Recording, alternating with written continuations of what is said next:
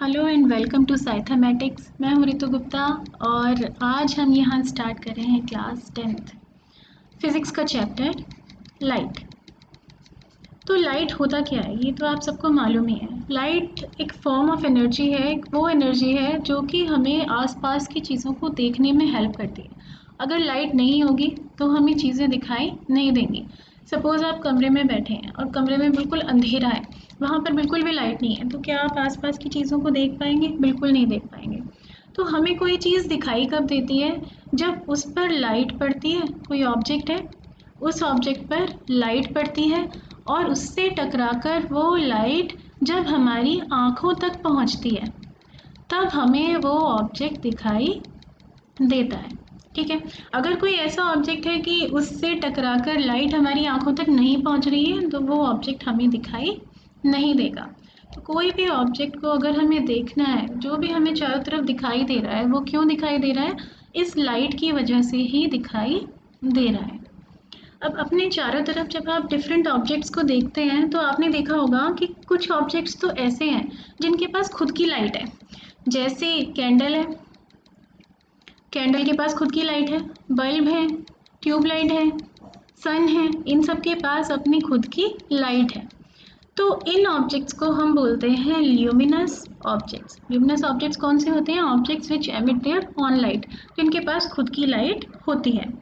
और बाकी अगर आप और डिफरेंट ऑब्जेक्ट्स अगर अपने चारों तरफ देखेंगे, जैसे आपकी बुक है, नोटबुक है, टेबल है, चेयर है, दीवारें हैं, तो इन सब के पास अपनी खुद की लाइट नहीं होती, ये लाइट एमिट नहीं करते।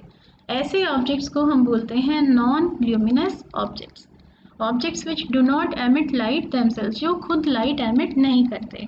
तो यहाँ पर क्या क्या आ जाएगा? बुक आ जाएगी, वॉल्स आ जाएंगी और बहुत सारी चीज़ें आप यहाँ पर लिस्ट कर सकते हैं। तो जिनके पास खुद की लाइट है तो ठीक है, इनसे तो लाइट रेज आ रही हैं, डायरेक्ट हमारी आंखों तक पहुँच रही हैं और हमें वो दिखाई चीज़ें दे रही हैं।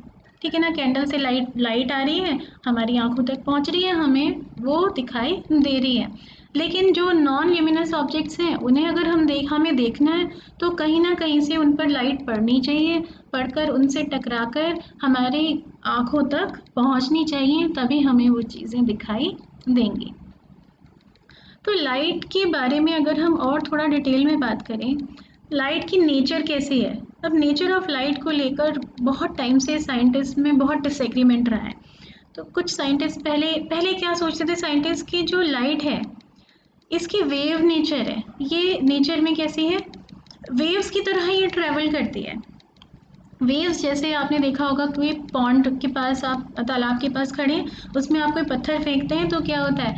एक डिस्टर्बेंस क्रिएट होता है ना, लहरें बनती हैं, और वो आपको, यहाँ आपने पत्थर फेंका, ऐसे लहरें बनती हुई आपको वो आगे इस तरह से ट्रैवल करती हुई दिखाई देती हैं। तो वो क्या है? वो वेव्स हैं। तो इसी तरह से लाइट भी जो है वो वेव्स की फॉर्म में ट्रैवल करती है, वो वेव्स की सारी प्रॉपर्टी शो करती है। कई सारी ऐसी लाइट की प्रॉपर्टीज़ हैं जो हम तभी एक्सप्लेन कर सकते हैं अगर हम लाइट को एक वेव कंसिडर करके चलें। लेकिन उसके बाद क्या हुआ? कुछ और ऐसे एक्सपेरिमेंट्स हुए, और साइंटिस्ट आए, उन्होंने कुछ और ऐसे एक्सपेरिमेंट्स किए जिन एक्सपेरिमेंट्स के रिजल्ट्स को हम तभी हम उनको मान सकते थे, तभी हम उन्हें प्रूव कर सकते थे जब हम ये मानकर चलें कि लाइट पार्टिकल्स की बनी हुई है। लाइट कोई वेव नहीं है, लाइट किसकी बनी है? पार्टिकल्स की बनी हुई है। पार्टिकल्स हैं जो तेज़ी से चलते हुए आ रहे हैं और उसी को हम लाइट कहते हैं। तो ये दो अलग अलग थ्योरी पहले से चलती हुई आ रही हैं, एक है वेव थ्योरी और एक है पार्टिकल थ्योरी। ठीक है।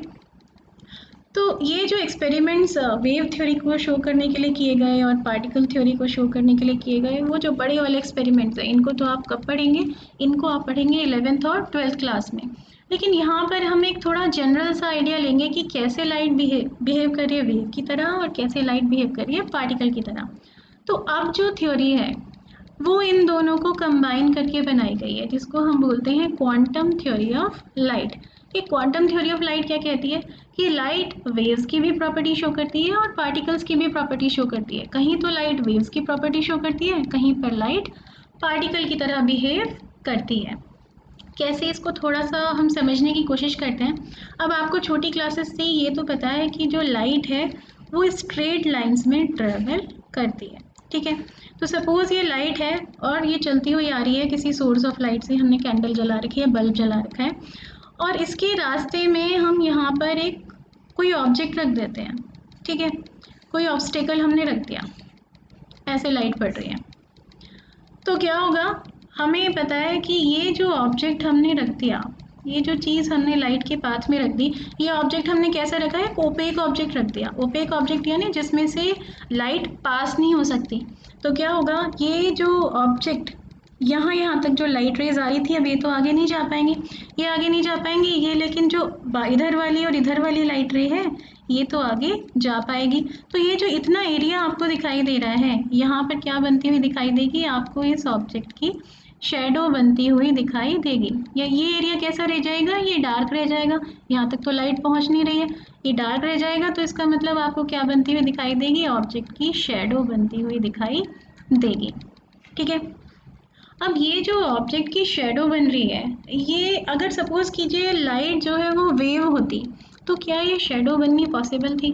सपोज कीजिए आप पॉन्ड में एक पत्थर फेंका आपने, ठीक है, तो ये क्या हुआ, ये वेव्स फॉर्म हुई, यहाँ पर वेव्स फॉर्म हुई।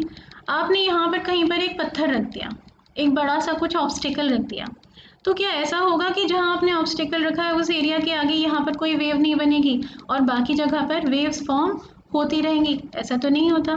आपने देखा होगा कि क्या होगा, जो ये वेव्स बन रही हैं, यहाँ पर पत्थर रखा है, तो उसके आगे भी, पत्थर के आगे भी जो है यहाँ पर भी वेव्स फॉर्म होती रहती हैं। ऐसा तो नहीं होता ना कि इस एरिया में कोई वेव बनेगी ही नहीं, जैसे इस एरिया में यहाँ पर कोई लाइट हमें जाती हुई दिखाई नहीं दे रही। तो इसका क्या मतलब है कि ये जो शेडो फॉर्म हो रही है, इसको हम लाइट की वेव नेचर से तो एक्सप्लेन नहीं कर सकते। तो हमें क्या मानना पड़ेगा, हमें ये मानकर चलना पड़ेगा कि यहाँ पर लाइट कैसे बिहेव कर रही है, यहाँ पर लाइट पार्टिकल की तरह बिहेव कर रही है। बहुत सारे पार्टिकल्स की बनी हुई है, तो उससे क्या हुआ, ये पार्टिकल्स तो यहाँ रुक गए टकरा कर, इधर वाले जो पार्टिकल्स थे जिनके सामने ऑब्स्टिकल नहीं था वो अभी भी मूव करते रहे, तो जहाँ पर ये पार्टिकल्स रुक गए थे वहाँ आगे लाइट नहीं पहुँच पाई, तो ऑब्जेक्ट की शेडो बन गई। ठीक है, तो पार्टिकल नेचर को हम इस तरह समझ सकते हैं। लेकिन अब यहाँ भी एक प्रॉब्लम है। अब आपने क्या देखा होगा कि अगर कोई ऑब्जेक्ट है और उसकी शेडो बनती है, तो ये जो शेडो होती है ये कभी भी इसके जो एजेस होते हैं, जो किनारे होते हैं, वो कभी भी शार्प नहीं होते। हमेशा आपने देखा होगा कि बीच में यहाँ पर तो रहेगा बहुत डार्क पार्ट, ये बीच का पार्ट कैसा होगा, बिल्कुल डार्क होगा, लेकिन जो किनारे होते हैं यहाँ पर भी आपको क्या दिखाई देता है, थोड़ा सा कम डार्क पार्ट दिखाई देता है। तो शेडो के जो एजेस हैं वो कैसे हैं, वो ऐसे शार्प नहीं है कि हाँ बस ऐसे शेडो बन गई, यहाँ सारे में लाइट है और यहाँ पर कोई लाइट नहीं है, तो यहाँ पर शेडो बनती हुई हमें दिखाई दे रही है। अब अगर लाइट पार्टिकल्स की बनी होती, टोटली पार्टिकल की तरह बिहेव कर रही होती, तो क्या होना चाहिए था, यहाँ तक के पार्टिकल्स रुक गए और उसके बाद वाले पार्टिकल्स आगे जा पा रहे हैं। तो जो शेडो बनती उसकी आउटलाइन कैसी होनी चाहिए थी, स्पेसिफिक होनी चाहिए थी, बिल्कुल, है ना, शार्प होनी चाहिए थी। लेकिन क्योंकि शेडो की आउटलाइन शार्प नहीं होती, इसका क्या मतलब है कि यहाँ पर लाइट पार्टिकल की तरह बिहेव नहीं कर रही है, यहाँ पर कहीं ना कहीं पर लाइट वेव की तरह बिहेव कर रही है, कहीं किनारों पर जाकर तो लाइट वेव की तरह बिहेव कर रही है। कुछ लाइट बैंड हो गई है, जो बैंड होकर यहाँ किनारों तक भी कहीं पर पहुँच गई है, जिसकी वजह से हमें इस शेडो के जो एजेस हैं वो ऐसे शार्प दिखाई नहीं दे रहे हैं। ठीक है, तो एक छोटा सा एग्जांपल है बस, जो ये शो करता है कि लाइट वेव्स की भी प्रॉपर्टी शो करती है और पार्टिकल्स की भी प्रॉपर्टी शो करती है। इसी को हम बोलते हैं dual nature of light. Dual nature of light यानी लाइट कहीं पर वेव्स की प्रॉपर्टी शो कर रही है और कहीं पर लाइट पार्टिकल्स की प्रॉपर्टी शो कर रही है। इसके बारे में आप डिटेल में 11th और 12th में बहुत सारा पढ़ेंगे। नेक्स्ट, आज इस चैप्टर में जो हम लाइट की दो प्रॉपर्टीज़ पढ़ने वाले हैं, जो ऐसे दो फिनोमेना हैं जो लाइट शो करती है, उनके बारे में पढ़ने वाले हैं। उसमें से एक है रिफ्लेक्शन और एक है रिफ्रैक्शन। ठीक है, तो इस वाले वीडियो में तो अभी हम रिफ्लेक्शन ऑफ लाइट के बारे में बात करने वाले हैं। रिफ्लेक्शन ऑफ लाइट होता क्या है, वही जो हम पीछे बात कर रहे थे कि लाइट जब किसी भी सरफेस से टकराती है तो टकराकर वो बाउंस बैक होती है। जैसे अगर हम किसी वॉल पर बॉल फेंक के मारेंगे तो क्या होगा, वो बॉल वॉल से टकराएगी, टकरा के बाउंस बैक होगी। सेम ऐसे ही जब लाइट किसी सरफेस से टकराती है तो उस सरफेस से टकराकर वो बाउंस बैक होती है। इसी फिनोमिना को हम रिफ्लेक्शन ऑफ लाइट कहते हैं। Bouncing back of light from a surface, इसी को हम कहते हैं रिफ्लेक्शन ऑफ लाइट। लेकिन जब लाइट किसी सरफेस से टकराती है तो ऐसा नहीं है कि ऐसी हैफजर्डली अंधाधुंध किसी भी डायरेक्शन में वो चली जाएगी। अब लाइट जब सरफेस से टकरा रही है तो कुछ पर्टिकुलर रूल्स हैं जो वो फॉलो करती है जब वो बाउंस बैक हो रही है। उन्हीं रूल्स को हम कहते हैं लॉज ऑफ रिफ्लेक्शन। ये जब लाइट हमारी रिफ्लेक्ट बैक हो रही है तो किन लॉज को फॉलो कर रही है, वो है लॉज ऑफ रिफ्लेक्शन। ठीक है, तो लॉज ऑफ रिफ्लेक्शन पढ़ने से पहले हम थोड़ी सी टर्म्स यहाँ पर डिस्कस कर लेते हैं। टर्म्स क्या क्या है। अब यहाँ पर मैंने क्या बना रखा है, ये एक स्ट्रेट लाइन आप दिखाई दे रही है आपको जो मैंने बना रखी है। ये स्ट्रेट लाइन क्या शो कर रही है, ये शो कर रही है लाइट की पाथ, लाइट किस रास्ते से होकर आ रही है, और साथ में ये शो कर रही है कि किस डायरेक्शन में ये लाइट जा रही है। ये मैंने एरो लगा दिया, इसका मतलब क्या है, लाइट यहाँ से आ रही है और इधर इस सरफेस तक जा रही है। तो ये जो स्ट्रेट लाइन मैंने बनाई है जो कि लाइट की पाथ को शो कर रही है, इस स्ट्रेट लाइन को हम बोलते हैं रे या लाइट रे। तो लाइट रेज की हेल्प से हम यहाँ पर रिफ्लेक्शन को शो करने की कोशिश कर रहे हैं। तो ये एक लाइट रे है, और ये जो ब्लैक लाइन है ये क्या है, ये डिनोट कर रहा है एक सरफेस को, ये एक सरफेस है। तो ये जो लाइट रे है ये आकर एक सरफेस से टकरा रही है। ऐसी लाइट रे जो किसी सरफेस की तरफ जा रही है और उस सरफेस से टकरा रही है, उस लाइट रे को हम कहते हैं इंसिडेंट रे। ये क्या है, ये है इंसिडेंट रे। ठीक है, वैसे तो आप छोटी क्लासेस में भी ये सब पढ़ चुके हैं, एक बार हम बस रिवाइज कर लेते हैं इसको। अब आपने देखा ये इंसिडेंट रे आई और सरफेस पर किसी पॉइंट पर जाकर टकराई। ये जो पॉइंट है इसे हम क्या बोलते हैं, ये है पॉइंट ऑफ इंसिडेंस।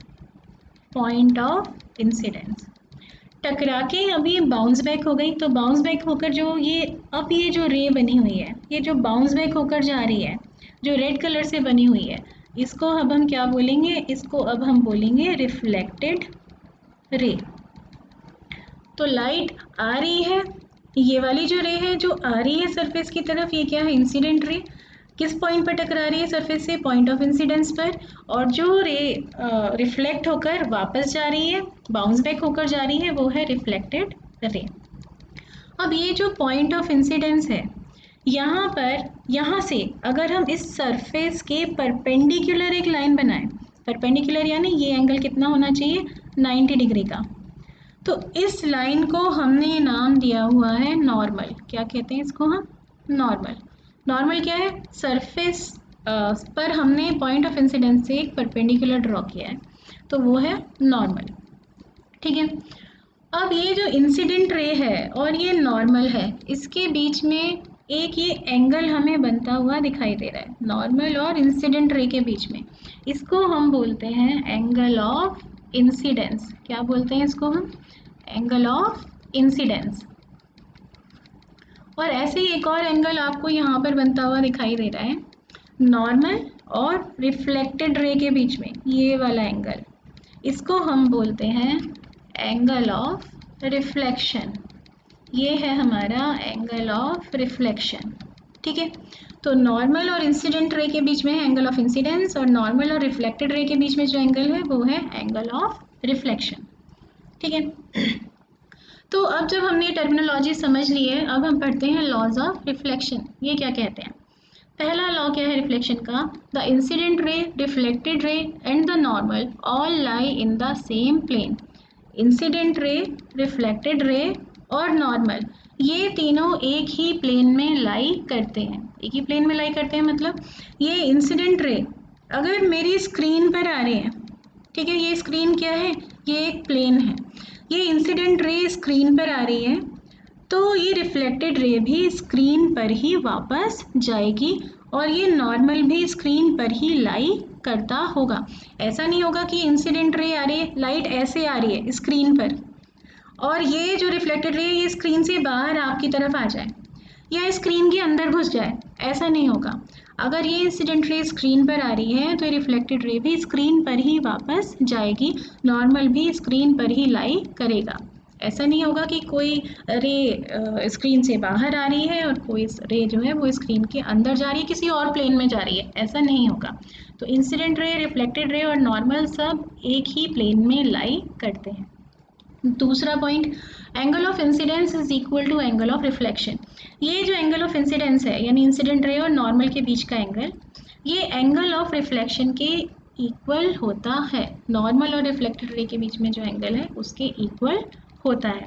तो लाइट ऐसे नहीं है कि किधर को भी ये बाउंस बैक होकर किधर को भी चली जाएगी, ये हमेशा इन लॉज को फॉलो करेगी। एक तो जिस प्लेन में ये लाइट आ रही उसी प्लेन में वापस जाएगी ये रे। दूसरी बात क्या है, ये एंगल जितना एंगल नॉर्मल के साथ बनाकर आ रही है, नॉर्मल के साथ उतना ही एंगल बनाकर ये बाउंस बैक होगी। Angle of incidence is equal to angle of reflection. ठीक है, इसके बाद कुछ टर्म्स आती हैं हमारी, दो टर्म्स आती हैं, एक है रेगुलर रिफ्लेक्शन और एक है डिफ्यूज्ड रिफ्लेक्शन। ये क्या होता है? अब सपोज जिस सरफेस पर लाइट रे पड़ रही है वो कैसा है, बिल्कुल प्लेन सरफेस है, स्मूथ सरफेस है, बहुत ही स्मूथ यहाँ पर एक सरफेस है। तो ऐसे में क्या होगा, सपोज कीजिए पैरेलल लाइट रेज आ रही हैं, ठीक है, ये इंसिडेंट रे बना रखी है रेड से और रिफ्लेक्टेड रे बना रखी है ब्लू से। तो ये जो इंसिडेंट रे है हमने तीन यहाँ पर पैरेलल इंसिडेंट रेज बना दी हैं। अब क्या होगा, जब ये तीनों पैरेलल हैं और ये आकर पॉइंट ऑफ इंसिडेंस से यहाँ पर टकराएंगे और यहाँ पर अगर हम नॉर्मल बनाएंगे तो आप क्या देखोगे कि ये तीनों एंगल, ये एंगल, ये एंगल, ये एंगल, ये हमेशा इक्वल होंगे। अब रिफ्लेक्टेड रे जब रिफ्लेक्ट बैक होकर ये इंसिडेंट रे जाएंगी तो क्या होगा, हमें पता है एंगल ऑफ इंसिडेंस तो एंगल ऑफ रिफ्लेक्शन के इक्वल होता है। तो ये एंगल, ये एंगल, ये एंगल भी हमेशा कैसे बनेंगे, इक्वल ही बनेंगे। तो इसका क्या मतलब है कि अगर ये इंसिडेंट रे पैरेलल थी, पैरेलल रेज आकर इस स्मूथ सरफेस से टकराई थी, तो ये जो रिफ्लेक्टेड रे जा रही हैं ये भी एक दूसरे के पैरेलल ही होंगे। अब इसको आप अगर थोड़ा सा समझने की कोशिश करेंगे तो सपोज कीजिए यहाँ पर कोई ऑब्जेक्ट रखा था, ठीक है, ये क्या था, कोई ऑब्जेक्ट था, उस ऑब्जेक्ट से कुछ पैरेलल रेज ऑफ लाइट निकलकर सपोज कीजिए हमारी आंखों तक जा रही थी, ठीक है, तो हमें वो ऑब्जेक्ट दिखाई दे रहा था। अब वही लाइट रेज कहाँ जा रही है, एक स्मूथ सरफेस से जाकर टकरा रही है और उस स्मूथ सरफेस से बिल्कुल उसी तरह की पैरेलल रेज अब रिफ्लेक्ट बैक होकर आ रही हैं। अब अगर हम यहाँ पर देखेंगे, यहाँ से अगर हम देखेंगे तो हमें क्या दिखाई देगा, हमें सेम ऐसी लाइट रेज जो हमें पहले दिखाई दे रही थी, जो पहले हमारी आंखों तक पहुँच रही थी, सेम ऐसी लाइट रेज कहाँ से आती हुई दिखाई देंगी, ये यहाँ कहीं से आती हुई दिखाई देंगी, इस स्मूथ सरफेस के ऊपर से आती हुई दिखाई देंगी। तो हमें कैसा लगेगा, हमें ऐसा लगेगा कि ये जो ऑब्जेक्ट है, ये जो ऑब्जेक्ट है ये यहाँ रखा है, एक्चुअल में तो ये ऑब्जेक्ट यहाँ नहीं है मगर हमें ये यहाँ पर दिखाई देगा। तो अब एक्चुअल में तो ऑब्जेक्ट यहाँ नहीं रखा है, तो हमें ये जो यहाँ दिखाई दे रही है वो क्या दिखाई दे रही है, वो उस ऑब्जेक्ट की इमेज हमें यहाँ पर दिखाई दे रही है। लाइट रेज जिस तरह से हमारी आंखों तक पहुँच रही थी जिसकी वजह से हमें ये पूरा ऑब्जेक्ट दिखाई दे रहा था, उसी तरह की लाइट रेज अब यहाँ से इस स्मूथ सरफेस से टकराकर हमारी आंखों तक पहुँच रही है, तो हमें इस स्मूथ सरफेस पर ऑब्जेक्ट की इमेज बनती हुई दिखाई दे रही है। ठीक है, तो इस तरह का जो रिफ्लेक्शन है जो किसी स्मूथ सरफेस से होता है उसको हम बोलते हैं रेगुलर रिफ्लेक्शन। और कोई स्मूथ सरफेस होगा, अगर बहुत स्मूथ सरफेस है तो उस पर हमें ऑब्जेक्ट की इमेज बनती हुई दिखाई देगी। लेकिन दूसरी तरफ अगर हम देखें तो कोई और सरफेस है जो कि स्मूथ नहीं है। ये कैसा सरफेस है, ये रफ सरफेस है। ज़्यादातर सरफेसेस जो हम अपने चारों तरफ देखते हैं वो रफ ही होते हैं, जैसे आपकी नोटबुक का पेज है या कोई वॉल है या टेबल की सरफेस है या स्टूल है, इस तरह की जितनी भी चीज़ें हैं कैसे हैं, ये रफ सरफेसेस हैं। ऊपर से देखने में अगर आपको ये स्मूथ लग भी रहे हैं तब भी अगर आप इसे माइक्रोस्कोप के नीचे रख कर देखोगे तो आपको इसमें बहुत सारी इरेगुलरिटीज़ दिखाई देंगी। स्मूथ सरफेस जो हमने अपने आसपास देखा है तो सबसे अच्छा स्मूथ सरफेस क्या है, मिरर। जो आपके घर में शीशा होता है वो कैसा है, बहुत स्मूथ सरफेस उसमें होता है, इसीलिए हमें उसमें इमेज बनती हुई दिखाई देती है। अब रफ सरफेस पर क्या हुआ, पैरेलल रेज ऑफ लाइट आ रही हैं, किसी ऑब्जेक्ट से parallel raise of light rough surface तक आ रही है, ठीक है। अब सेम वही बात है, उस ऑब्जेक्ट से जब पैरेलल रेज ऑफ लाइट अगर डायरेक्ट हमारी आंखों तक पहुंच रही थी तो हमें वो ऑब्जेक्ट दिखाई दे रहा था। अब इस सरफेस से जब वो टकराए, क्योंकि ये रफ सरफेस है, तो इस पॉइंट पर अगर आप नॉर्मल बनाओगे तो ऐसा कुछ बनेगा, इस पॉइंट पर नॉर्मल बनाओगे ऐसा कुछ बनेगा, इस पॉइंट पर नॉर्मल बनाओगे यानी परपेंडिकुलर बनाओगे तो ऐसा कुछ बनेगा। तो अब लाइट रे तो जो रिफ्लेक्ट बैक होगी वो तो लॉज ऑफ रिफ्लेक्शन के अकॉर्डिंग होगी, तो ये एंगल इसके इक्वल होना चाहिए। तो ये लाइट रे कहाँ गई, टकरा कर ऐसे कुछ चली गई। ऐसे ये एंगल और ये एंगल इक्वल होने चाहिए, तो ये लाइट रे आई तो टकरा कर ऐसे कुछ चली गई। ऐसे ये वाला एंगल और ये वाला एंगल इक्वल होना चाहिए, तो ये लाइट रे आएगी तो टकरा कर ऐसे कुछ ये चली जाएगी। क्या अब ये रिफ्लेक्टेड रेज पैरेलल हैं?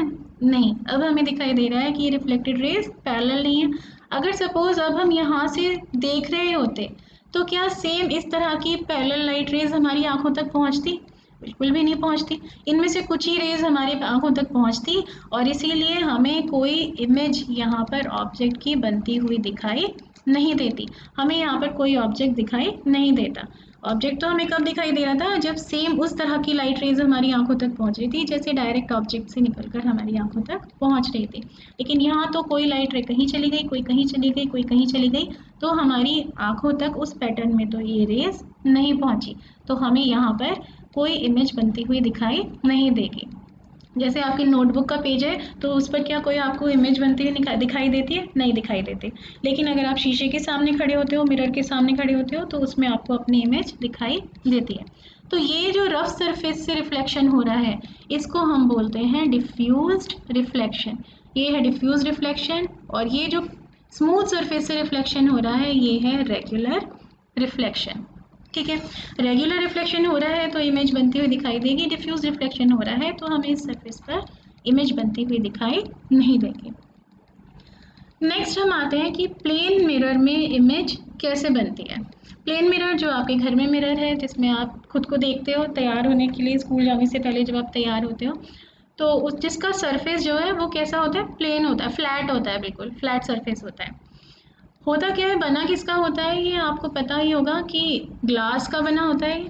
अब ग्लास तो एक्चुअली ट्रांसपेरेंट होता है, उसमें से तो लाइट जो है वो आर पार जा सकती है। तो किसी चीज़ में से अगर लाइट आर पार चली गई तो वहाँ से तो टकरा कर लाइट वापस आ नहीं रही, तो वो चीज़ तो हमें दिखाई नहीं देगी। लेकिन यहाँ पर हम क्या करते हैं, एक ग्लास लेकर उसके पीछे हम एक सिल्वर की कोटिंग कर देते हैं। सिल्वर की या किसी और मेटल की यहाँ पर हम एक कोटिंग कर देते हैं, बहुत स्मूथ कोटिंग। इस प्रोसेस को हम कहते हैं सिल्वरिंग ऑफ द मिरर। तो ये जो सिल्वर की हमने कोटिंग यहाँ पर की है, एक्चुअल में लाइट इससे जाकर टकराकर वापस आ रही है। ठीक है, उसको हम ऐसे इस तरह की लाइंस बनाकर रिप्रेजेंट करते हैं। ये क्या है, ये है रिफ्लेक्टिंग सरफेस। वो सरफेस है हमारे मिरर का जहाँ से लाइट टकराकर वापस आ रही है। सिंपल कांच से तो लाइट टकराकर वापस नहीं आएगी, उसमें तो लाइट आर पार हो जाती है। ठीक है, तो हमारा ये प्लेन मिरर है जिसकी सरफेस बिल्कुल फ्लैट है और पीछे हमने क्या की हुई है, सिल्वर की कोटिंग की हुई है। उस सिल्वर की कोटिंग से लाइट टकरा कर रिफ्लेक्ट बैक होगी, तो वो जो सिल्वर की लेयर है वो है हमारा रिफ्लेक्टिंग सरफेस। अब हमने क्या किया हुआ है, इस प्लेन मिरर के सामने एक पॉइंट ऑब्जेक्ट रखा है। पॉइंट ऑब्जेक्ट का मतलब क्या होता है, एक बहुत छोटा ऑब्जेक्ट रखा हुआ है। ठीक है, बहुत छोटा सा ऑब्जेक्ट हमने यहाँ पे रखा हुआ है। अब हमें अगर ये ऑब्जेक्ट दिखाई देता है तो कैसे दिखाई देता है कि कुछ लाइट रेज जब इस पर पड़ रही हैं वो टकराकर हमारी आंखों तक आ रही हैं। तो ऐसे ही बहुत सारी लाइट रेज इस पर जो पड़ रही हैं वो इससे टकरा टकरा कर मिरर तक भी जा रही हैं। ठीक है, तो वो सारी लाइट रेज तो हम यहाँ पर नहीं बनाते। जब हम इसकी इमेज बनाने की कोशिश करते हैं हम क्या करते हैं, कोई दो लाइट रेज बनाते हैं और उन्हीं की हेल्प से हम देखने की कोशिश करेंगे कि इसकी इमेज मिरर के अंदर कहाँ बनेगी। तो हमने क्या किया, दो लाइट रेज ले ली। एक लाइट रे है ये वाली, मिरर से जाकर कहीं पर टकरा रही है। ठीक है, इंसिडेंट रे है ये। और एक लाइट रे है ये वाली, ये भी मिरर से जाकर कहीं पर किसी पॉइंट पर टकरा रही है। ठीक है, तो पहली वाली लाइट रे को अगर हम देखें ध्यान से, ये गई मिरर तक और इस पॉइंट ऑफ इंसिडेंस पर यहाँ पर मिरर से टकराई। यहाँ पर हमने क्या बना रखा है, एक नॉर्मल बना रखा है। ये है हमारा एंगल ऑफ इंसिडेंस। जितना एंगल ऑफ इंसिडेंस होगा उतना ही एंगल ऑफ रिफ्लेक्शन बनाकर ये बाउंस बैक होगी। तो उतने ही एंगल पर ये क्या हुआ, ये बाउंस बैक हो गई, आई टकराई और टकरा के रिफ्लेक्ट बैक हो गई। ठीक है। ऐसे ये दूसरी वाली लाइट रे, ये गई इस पॉइंट तक, ये है इस पॉइंट पर जो हमने नॉर्मल बना रखा है, और ये बन रहा है हमारा एंगल ऑफ इंसिडेंस। जितना ये एंगल है उतना ही एंगल ऑफ रिफ्लेक्शन बनाकर ये भी रिफ्लेक्ट बैक हो जाएगी, टकरा कर वापस जाएगी, ठीक है। अब सपोज कीजिए हम यहाँ पर खड़े होकर हम इसको देख रहे हैं, तो हमें क्या दिखाई दे रहा है, हमारी आंखों तक क्या पहुँच रही है, ये दो लाइट रेज पहुँच रही हैं, ये वाली जो टकरा के रिफ्लेक्ट बैक होकर यहाँ आ रही है और ये वाली जो टकरा के रिफ्लेक्ट बैक होकर आ रही है। तो हमें कैसा लगेगा, हमें ऐसा लगेगा कि ये दोनों लाइट रेज कहाँ से आ रही हैं, ये इस पॉइंट से, मिरर के अंदर कहीं इस पॉइंट से ये लाइट रेज निकल कर आ रही हैं। इसको अगर हम पीछे एक्सटेंड कर दें तो कैसा हमें दिखाई देगा कि ये जिस पॉइंट पर अंदर जाकर कहीं मीट कर रही हैं वहाँ से आती हुई हमें दिखाई देंगी।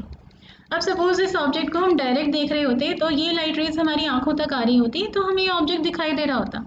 अब सेम लाइट रेज हमें कहाँ से आती हुई दिखाई दे रही है, इस पॉइंट से आती हुई दिखाई दे रही है, तो इस पॉइंट पर हमें इस ऑब्जेक्ट की इमेज बनती हुई दिखाई देगी। ये क्या है, ये इमेज है। यहाँ पर हमने क्या रखा हुआ था, एक पॉइंट ऑब्जेक्ट रखा हुआ था, बहुत छोटा सा ऑब्जेक्ट एक रखा हुआ था, ठीक है। तो अब इस इमेज में कुछ खास बातें हैं, वो क्या क्या है, कैरेक्टरिस्टिक्स क्या है इस इमेज की। तो सबसे पहली बात तो क्या है कि ये इमेज वर्चुअल है। वर्चुअल इमेज और रियल इमेज ये क्या होते हैं।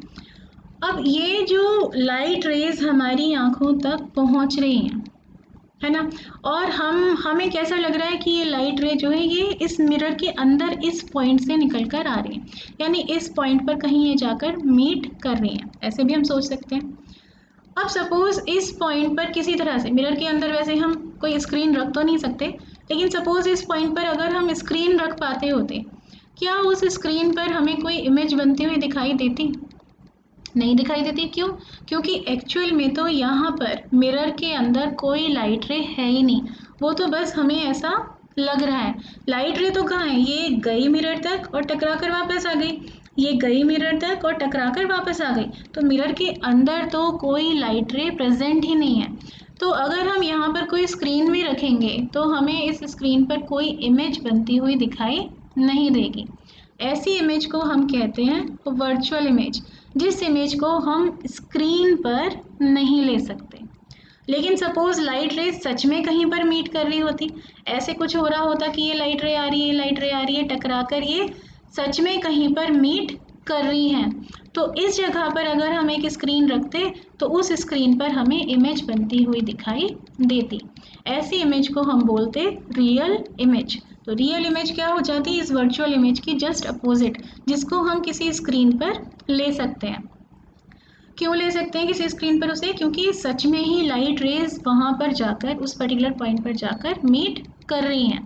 वर्चुअल इमेज क्या है कि हमें ऐसा सीम हो रहा है, ऐसा लग रहा है, हमें ऐसा हमें लग रहा है, ऐसा फील हो रहा है कि इस पर्टिकुलर पॉइंट पर ये लाइट रेज मीट कर रहे हैं, लेकिन एक्चुअल में यहाँ पर कोई लाइट रे प्रेजेंट नहीं है। तो इस इमेज को हम स्क्रीन पर नहीं ले सकते क्योंकि यहाँ कोई लाइट रे है ही नहीं। तो इमेज कैसी है, ये इमेज वर्चुअल है। दूसरी बात, ये इमेज इरेक्ट बनेगी। इरेक्ट मतलब सीधी। जैसे आप अगर मिरर के सामने खड़े होते हैं तो ये मिरर है, सपोज मिरर में आपको आप कैसे दिखाई देते हैं, सीधे ही दिखाई देते हैं ना, ऊपर सर दिखाई देता है, नीचे पैर दिखाई देते हैं। ऐसा थोड़ी ना कि आपको उल्टे दिखाई देते हैं, नीचे ऊपर पैर दिखाई देते हैं और नीचे सर दिखाई देता है, ऐसा तो नहीं होता। यानी प्लेन मिरर में जो इमेज बनती है वो कैसी इमेज है, वो होती है इरेक्ट इमेज, सीधी इमेज। अगर ऐसी इमेज बनती होती तो इसको हम क्या बोलते हैं, इसको हम बोलते हैं इन्वर्टेड इमेज, उल्टी इमेज बनती हुई दिखाई देती है। जैसे कभी कभी आपने किसी किसी सरफेस पे देखा होगा, चम्मच में देखा होगा, या कहीं आप घूमने गए होंगे वहाँ किसी तरह के मिरर में आपने देखा होगा, तो आपको उसमें आप उल्टे दिखाई दिए होंगे, सर नीचे पैर ऊपर, वो है इन्वर्टेड इमेज। तो प्लेन मिरर में जो इमेज बनती है वो हमेशा इरेक्ट यानी सीधी होती है। ये जो इमेज बनेगी हमेशा सेम साइज़ की बनेगी जिस साइज़ का ऑब्जेक्ट है। मिरर के सामने आप खड़े होते हैं तो आपको जितने बड़े आप हैं उतने ही बड़े आप दिखाई देते हैं, सेम साइज़ की इमेज बनती हुई दिखाई देती है। ऐसा नहीं होता कि आप बहुत बड़े दिखाई दे रहे हैं या बहुत छोटे दिखाई दे रहे हैं प्लेन मिरर में, जो आपके घर में मिरर होता है। तो ऑब्जेक्ट का जो साइज़ है इमेज का साइज़ भी वही होता है। चौथी बात क्या है, distance of image from mirror is equal to distance of object from mirror. Object का मिरर से जो डिस्टेंस है सेम ही डिस्टेंस है इमेज और ऑब्जेक्ट के बीच में। तो ये डिस्टेंस अगर d1 है और ये डिस्टेंस अगर d2 है, तो प्लेन मिरर में क्या स्पेशल बात है कि ये जो d1 है और d2 है ये इक्वल होंगे। मिरर से ऑब्जेक्ट का डिस्टेंस और मिरर से इमेज का डिस्टेंस हमेशा इक्वल होता है। तो आप अगर मिरर के पास में खड़े हैं तो इमेज आपको पास में बनती दिखाई देगी, आप मिरर के दूर खड़े हैं तो इमेज आपको दूर बनती हुई दिखाई देगी। ऑब्जेक्ट का और मिरर का distance is equal to object का एंड इमेज का डिस्टेंस। इमेज लेटरली इन्वर्टेड होती है। लेटरली इन्वर्टेड का मतलब क्या है कि राइट और लेफ्ट, इमेज और ऑब्जेक्ट के राइट और लेफ्ट जो है वो चेंज हो जाते हैं। क्या मतलब है इस बात का, सपोज आप मिरर के सामने खड़े हैं, ठीक है, यहाँ आप मिरर के सामने खड़े हुए हैं। मिरर के सामने खड़े होकर आप अपना लेफ्ट हैंड उठाते हैं, ठीक है, ये आपने क्या किया, अपना लेफ्ट हैंड रेज किया। आपका फेस किधर की तरफ है, मिरर की तरफ। अब जो इमेज यहाँ पर बनेगी वो कैसे बनेगी, वो एक तो आपकी तरफ फेस कर रही होगी, है ना, आप मिरर की तरफ फेस कर रहे हो तो वो आपकी तरफ फेस कर रही होगी। अब ये जो आपके हाथ की इमेज है वो यहाँ पर बनेगी ऐसे, इसकी इमेज यहाँ बनेगी, ये पैर की इमेज ऐसे बनेगी। तो क्योंकि ये इमेज जो है ये आपको फेस कर रही है तो आपको क्या दिखाई देगा, अगर आप लेफ्ट हैंड उठा रहे हैं तो आपको ऐसा लगेगा कि आपकी जो इमेज है वो अपना राइट हैंड उठा रही है। अगर आप अपना राइट हैंड रेज कर रहे हैं तो आपकी इमेज अपना लेफ्ट हैंड रेज करती हुई आपको दिखाई देगी। इसका क्या मतलब है कि आपका लेफ्ट इमेज का राइट है, आपका राइट इमेज का लेफ्ट है। तो क्या हो गया है, राइट और लेफ्ट का रिवर्सल हो गया है। ऑब्जेक्ट का राइट इमेज का लेफ्ट बन गया है और ऑब्जेक्ट का लेफ्ट इमेज का राइट बन गया है। इसी को हम कहते हैं ये लेटरल इन्वर्शन। तो इमेज कैसी बनती है, लेटरली इन्वर्टेड। और इसको अगर थोड़ा सा हम समझने की कोशिश करें, सपोज आपने यहाँ पर एक मिरर के सामने एक कार्ड रख दिया है, उस कार्ड पर लिखा हुआ है एल, ठीक है, एल लिखा हुआ है। अब मिरर के अंदर जो इमेज बनेगी, ये कार्ड की इमेज बनेगी। अब यहाँ पर इमेज कैसे कैसे बनेगी, ये वाला जो पॉइंट है उसकी इमेज मिरर से उतनी दूर बनेगी, है ना, यहाँ कहीं बनेगी। ये वाला पॉइंट है मिरर से ज़्यादा दूर है, इसकी इमेज उतनी ही दूर बनेगी। ये इस तरह से, इस लाइन की इमेज इस तरह से बनेगी। ऐसे इस लाइन की इमेज कैसे बनेगी, ऐसे बनेगी। तो आपको कैसा दिखाई देगा, आपको मिरर के अंदर उल्टा एल बनता हुआ दिखाई देगा। इसका मतलब क्या है कि इमेज कैसी है, लेटरली इन्वर्टेड है, ठीक है। तो ये है सारी कैरेक्टरिस्टिक्स एक प्लेन मिरर में जब इमेज बनती है, क्या कैसी कैसी बनती है, वर्चुअल बनती है जिसे हम स्क्रीन पर नहीं ले सकते, इरेक्ट यानी सीधी बनती है, ऑब्जेक्ट के साइज़ की ही इमेज बनती है, और ऑब्जेक्ट का मिरर से जो डिस्टेंस होता है वो इक्वल होता है इमेज का मिरर से डिस्टेंस के, और इमेज लेटरली इन्वर्टेड होती है, यानी ऑब्जेक्ट का राइट इमेज का लेफ्ट होता है और ऑब्जेक्ट का लेफ्ट इमेज का राइट होता है। इसी को थोड़ा सा और अच्छे समझने के लिए अब हम देखते हैं कि एक्सटेंडेड ऑब्जेक्ट। एक्सटेंडेड ऑब्जेक्ट का मतलब क्या है, ऑब्जेक्ट का साइज़ बड़ा है, तो अब हमने ऑब्जेक्ट थोड़ा सा बड़ा ले लिया। अब थोड़ा बड़ा ऑब्जेक्ट है उसको हम कैसे शो करते हैं, एक एरो से शो कर देते हैं, ठीक है। तो ये हमने एरो बना दिया, ये ऊपर इसका एरो का हेड है, ठीक है। तो इसकी इमेज जब हम बनाने की कोशिश करेंगे, हमें पता है बहुत सारी लाइट रेज हैं जो इस पर पड़ रही हैं, उसमें से बहुत सारी लाइट रेज हैं जो टकरा टकरा कर मिरर तक जा रही है। मिरर की सिल्वरिंग बना देते हैं हम यहाँ पर, मिरर तक टकरा टकरा कर जा रही है। सारी लाइट रेज तो हम यहाँ नहीं बना सकते, तो हम क्या करेंगे, हम बस ये देखेंगे कि इसका जो ये टॉप है, ये हेड है, यहाँ से हम दो लाइट रेज निकालेंगे और देखेंगे वो कहाँ पर हमें मीट करती हुई दिखाई दे रही है। तो इसका जो हेड है, बिल्कुल जो इसका टिप है, उसकी इमेज कहाँ बन रही है, एक तो हम वो देख लेते हैं। दूसरा हम देख लेते हैं इसका जो बेस है, इसकी इमेज कहाँ बन रही है। अगर हमें इसके टिप की और इसके बेस की इमेज पता चल गई कहाँ कहाँ पर बन रही है, तो बाकी सारे पार्ट की इमेज तो ऑब्वियसली उसके बीच में ही बन रही होगी। तो यहाँ हमने क्या किया, एक ये लाइट रे हमने निकाली, ये ऑब्जेक्ट पे पड़ रही है और मिरर पर, मिरर की तरफ जा रही है, ये एक इंसिडेंट रे है। अब ये मिरर की तरफ इस तरह से जा रही है कि ये एंगल 90 डिग्री का है, और नॉर्मल का एंगल क्या होता है, पॉइंट ऑफ इंसिडेंस पर नॉर्मल का एंगल भी 90 डिग्री होता है। यानी यहाँ हमें क्या दिखाई दे रहा है, इंसिडेंट रे और नॉर्मल के बीच में एंगल 0 है ना। नॉर्मल भी यही है, इंसिडेंट रे भी यही है, तो इंसिडेंट रे और नॉर्मल के बीच में एंगल 0 है। तो ये रे कैसे रिफ्लेक्ट बैक होगी, एंगल ऑफ रिफ्लेक्शन भी 0 ही होगा, क्योंकि एंगल ऑफ इंसिडेंस और एंगल ऑफ रिफ्लेक्शन तो इक्वल होता है। तो ये रे तो मिरर से टकराकर अपनी ही पाथ पर वापस आ जाएगी। ठीक है, एक दूसरी रे है जो कुछ एंगल बनाकर जा रही है, ये किसी पर्टिकुलर पॉइंट से टकरा रही है, ये हमने बना रखा है उस पॉइंट पर नॉर्मल। तो जब ये टकराएगी तो जो भी एंगल ऑफ इंसिडेंस है उसके बराबर एंगल ऑफ रिफ्लेक्शन बनाकर ये बाउंस बैक हो जाएगी, ऐसे कुछ हो जाएगा। तो ये जो दो रेज हैं, अगर हम इन्हें यहाँ से देख रहे हैं, यहाँ से हम कहीं इन्हें देख रहे हैं, तो हमें कैसा दिखाई देगा कि ये जो दो रेज हैं ये इस पॉइंट से आती हुई हमें नहीं दिखाई देगी, हमें दिखाई देंगी ये इस पर्टिकुलर पॉइंट से आती हुई। इस रे को अगर हम पीछे एक्सटेंड कर दें ऐसे, अब क्योंकि ये मिरर के अंदर है, ये असल में तो ये रे है नहीं, तो इसको हम कैसे बना देते हैं, डॉटेड लाइन से बना देते हैं। जो रे असल में एग्जिस्ट करती है, रियल में एग्जिस्ट करती है, उसको हम सॉलिड लाइन से बनाते हैं। इसको भी हमने पीछे एक्सटेंड कर दिया, इसको भी पीछे एक्सटेंड कर दिया। कहाँ से हमें ये आती हुई दिखाई दे रही है, जब हम यहाँ कहीं खड़े होकर इसको देख रहे हैं, हमें ये इस पॉइंट से आती हुई दिखाई दे रही है। तो ये जो एरो हेड है, ये जो हेड है, इसकी इमेज हमें कहाँ बनती हुई दिखाई देगी, यहाँ पर बनती हुई दिखाई दे रही है।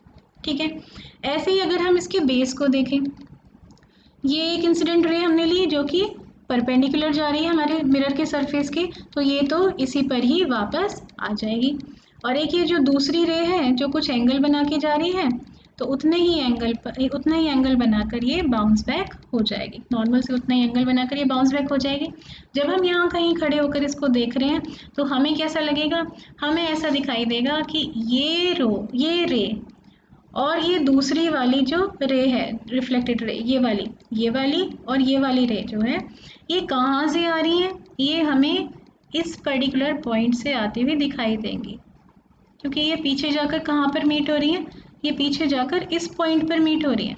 तो ये रे हमें यहाँ से आती हुई दिखाई नहीं दे रही है, तो मिरर की तरफ जा रही है, हमें ये इस पॉइंट से आती हुई दिखाई दे रही है। तो ये जो बेस था उसकी इमेज हमें कहाँ बनती हुई दिखाई दे रही है, यहाँ पर बनती हुई दिखाई दे रही है। तो ये बन गई हमारी पूरी इमेज। ठीक है, तो ये बन गई हमारे ऑब्जेक्ट की इमेज। ये क्या था हमारा, ये था ऑब्जेक्ट, और ये है उस ऑब्जेक्ट की इमेज। अब इस इमेज की क्या कैरेक्टरिस्टिक्स हैं, ऑब्वियसली अंदर की तरफ तो कोई लाइट रे है ही नहीं, ये तो बस हमें ऐसा प्रतीत हो रहा है, ऐसा हमें दिखाई दे रहा है, ऐसा हमें लग रहा है कि ये वाली जो दोनों रिफ्लेक्टेड लाइट रेज हैं वो इस पर्टिकुलर पॉइंट से कहीं से आती हुई हमें दिखाई दे रही है। एक्चुअल में यहाँ पर कोई लाइट रे है ही नहीं, तो इसका मतलब ये इमेज कैसी होगी, ये इमेज वर्चुअल होगी। अगर इस जगह पर हम स्क्रीन रख भी देंगे तो यहाँ तक, क्योंकि एक्चुअली तो कोई लाइट रे पहुँच ही नहीं रही है, तो हमें यहाँ पर स्क्रीन पर कोई इमेज ऑब्टेन नहीं होगी। दूसरी बात इरेक्ट है, यहाँ तो हमें बिल्कुल क्लियरली दिखाई दे रहा है, ये जो टॉप की इमेज थी, इसकी जो टिप की इमेज थी, ऊपर वाले पार्ट की हेड की इमेज थी, वो यहीं बनी है, ऊपर बनी है, और जो इसके फुट की इमेज थी वो नीचे ही बनी है, जो बेस की इमेज थी वो नीचे बनी है। तो एरो हमने इस तरह से रखा था, तो इमेज भी उसकी इसी तरह से सीधी ही बनी है। तो इमेज कैसी बन रही है, इरेक्ट बन रही है। जितना हमारे ऑब्जेक्ट का साइज था उसी साइज की इमेज हमें बनती हुई दिखाई दे रही है। इमेज का जो मिरर से ऑब्जेक्ट का जो मिरर से डिस्टेंस है, ये वाला जो डिस्टेंस है, और इमेज का जो मिरर से डिस्टेंस है यानी ये डिस्टेंस, ये दोनों कैसे हैं, ये दोनों हमें इक्वल दिखाई दे रहे हैं, d1 is equal to d2। दूसरी बात, इमेज लेटरली इन्वर्टेड होती है, जिसके बारे में अभी हमने पीछे बात की। प्लेन मिरर में आप कभी भी देखोगे तो इमेज लेटरली इन्वर्टेड तो होगी, जो ऑब्जेक्ट का राइट है वो इमेज का लेफ्ट हो जाएगा, जो ऑब्जेक्ट का लेफ्ट है वो इमेज का राइट हो जाएगा। ठीक है, तो ये है प्लेन मिरर से इमेजेस कैसे कैसे बनती है। एक छोटा सा टॉपिक जो लेटरल इन्वर्जन की हमने बात की है, इसके बारे में हम थोड़ा सा और एक बार अच्छे से पढ़ लेते हैं। तो लेटरल इन्वर्जन जैसा कि हमने देखा कि क्या होता है, reversal of left and right, left right हो गया है और राइट लेफ्ट हो गया है। जब हमने प्लेन मिरर के सामने एक ऑब्जेक्ट रखा है तो क्या होगा, right side of the object appears to be the left side of the image. जो ऑब्जेक्ट की राइट साइड है वो इमेज की लेफ्ट साइड हमें लगेगी, और जो ऑब्जेक्ट की लेफ्ट साइड है वो हमें इमेज की राइट साइड दिखाई देगी। ये जो साइड्स का चेंज हो रहा है, this change of sides of an object and it's mirror image is called lateral inversion. इसी को हम लेटरल इन्वर्जन कहते हैं। ठीक है, जैसे हमने पीछे देखा था कि आप मिरर के सामने अगर कुछ अल्फ़ाबेट रखते हैं तो आपको क्या होता है, मिरर में अगर आप अपनी नोटबुक या बुक मिरर के सामने रखेंगे तो मिरर के अंदर आपको सब कुछ उल्टा दिखाई देगा, तो आप उसको पढ़ नहीं पाएंगे। तो अगर आपने ये एल लिखकर यहाँ पर रखा है तो आपको वो एल कैसा दिखाई देगा, ऐसा कुछ बनता हुआ मिरर में दिखाई देगा, है ना। मिरर के सामने मिरर के सामने आप यहाँ पर सपोज मिरर है, मिरर के सामने आप यहाँ पर खड़े हुए हैं, तो आप अगर अपना लेफ्ट हैंड ऊपर उठाएंगे तो आपकी जो इमेज है वो अपना राइट हैंड ऊपर उठाती हुई आपको दिखाई देगी। तो आपका जो लेफ्ट है वो आपकी इमेज का राइट हो जाएगा, जो आपका राइट है वो आपकी इमेज का लेफ्ट हो जाएगा। ठीक है, तो ये सब तो हमने बात की आज प्लेन मिरर के बारे में। अब इसके बाद आता है, ये तो सारी क्या थी, बेसिक नॉलेज थी, इसके बारे में काफ़ी कुछ आप शायद छोटी क्लासेस में से जानते भी होंगे। तो नेक्स्ट जो टॉपिक आने वाला है वो है स्फेरिकल मिरर्स, जिसके बारे में हमें बहुत डिटेल में यहाँ पर बहुत अच्छे से पढ़ना है। तो नेक्स्ट वीडियो में हम स्फेरिकल मिरर्स और उससे रिलेटेड कुछ टर्म्स के बारे में बात करेंगे। तब तक के लिए बाय, टेक केयर।